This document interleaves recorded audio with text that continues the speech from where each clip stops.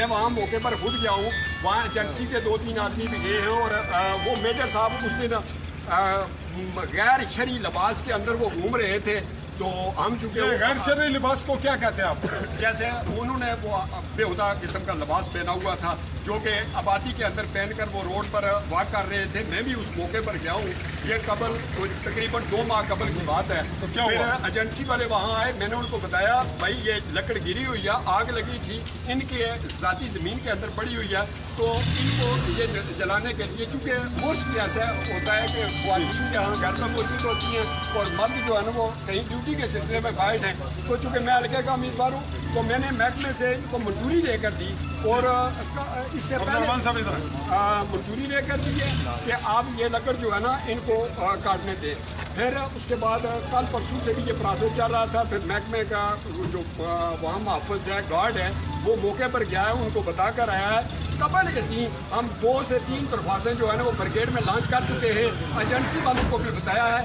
وہ میجر صاحب جو ہے یا اس یونٹ کا جو سی او ہے, میرے خیال میں چیف آف آرمی اسٹاف سے میں ریکویسٹ کروں گا, میں سابقہ آرمی سے بھی تعلق رکھتا ہوں, میں SSC میں نے سروس کیا, میں پاکستان کا ہمدرد اور بلکہ میں اپنے ملک کا ہمدرد ہوں, میں خیرخواہ ہوں.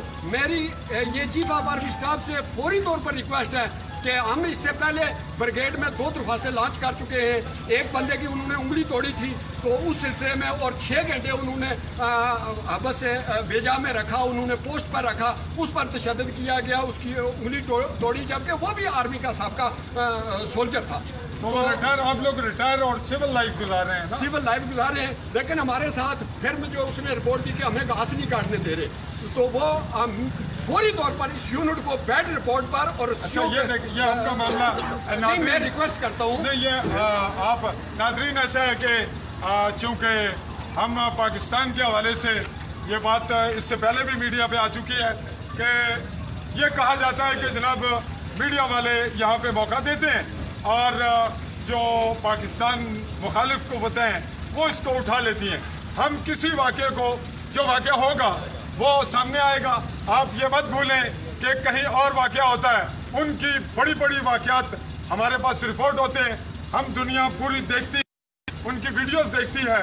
ہمارے جو مقبوضہ کشمیر کے واقعات ہیں ہم ان کو اس حالت میں دیکھتے ہیں, تو ہمیں بھی یہ برداشت کا مادہ پیدا کرنا پڑے گا اور ہمیں فتوے دینے کی عادت چھوڑنی پڑے گی. تو ناظرین, اب یہ نوعیت جو اس وقت لائیو ہے اور جو مریض جو داخل ہے سلیمان کشمیری, جس کے زخمی ہونے کی صورتحال پہ پہنچایا گیا ہاسپٹل کے اندر, ہمارا جانا مناسب نہیں, نہ ہی رولز کے اور نہ ہی ہیلتھ کے حوالے سے مناسب ہے, چونکہ اس کی ٹریٹمنٹ ہو رہی ہے.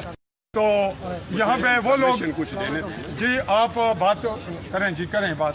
قبل ازیں میں, آپ اس وقت کس سے مخاطب ہیں؟ میں تو ظاحر ہے ہمارا ڈپارٹمنٹ ہے جی. ناظرین اس وقت ہم آل اوور ورلڈ پوری دنیا سے مخاطب ہیں, انسانی حقوق کے اداروں سے مخاطب ہیں, پاکستان سے مخاطب ہیں, کشمیریوں سے مخاطب ہیں اور اوورسیز سے مخاطب ہیں. اس لیے چونکہ میں جن لوگوں سے میرا واسطہ ہے اور میں اسی علاقے سے بھی ہوں اور یہ لائیو رپورٹنگ ہے, اس کے لیے جو حالات واقعات اس کے بعد پیدا ہوں گے ہم آپ کو ایڈوانس بتا رہے ہیں کہ اس کو بڑا جرم قرار دیا جائے گا, کہ یہ بہت بڑی زیادتی ہے. اس معاملے کو روکا جائے, اس کو روکا جاتا, اس کو عام پبلک میں ورلڈ لیول پہ نہ اچھالا جاتا. لیکن ہم نے جو کچھ دیکھا, جو کچھ سامنے آیا, یہ ایمرجنسی ہے. میں یہاں پہنچا ہوں سمانی سے, چونکہ میرا بھی اسی علاقے سے تعلق بھی ہے اور میں رپورٹر بھی ہوں, صحافی بھی ہوں, انویسٹیگیٹر جرنلسٹ ہوں.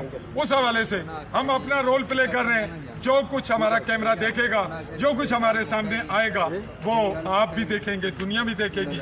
اور اگر کوئی انتہائی حساس معاملہ ہوگا تو اس کو اس حد پہ روکا جائے گا. یہ جن لوگوں کا معاملہ ہے یہی سٹینڈ کر رہے ہیں, یہی بول رہے ہیں, یہی اٹھا کے لائیں, انہی کا عزیز ہے. ہم اس کا موقع بھی لیں گے اور حق یہ ہے, جرت کا مظاہرہ یہ کیا جائے کہ جن لوگوں نے زیادتی کی ہے, چاہے ان کا کتنے ہی بڑے طاقتور پاکستانی فوج کے ادارے پاکستان سے تعلق ہے, وہ بھی کیمرے کا اسی طرح سامنا کریں जिस तरह वो दूसरे लोगों से तवक्को रखते हैं कि हम उन्हें कैमरे पे लाकर उनके मामला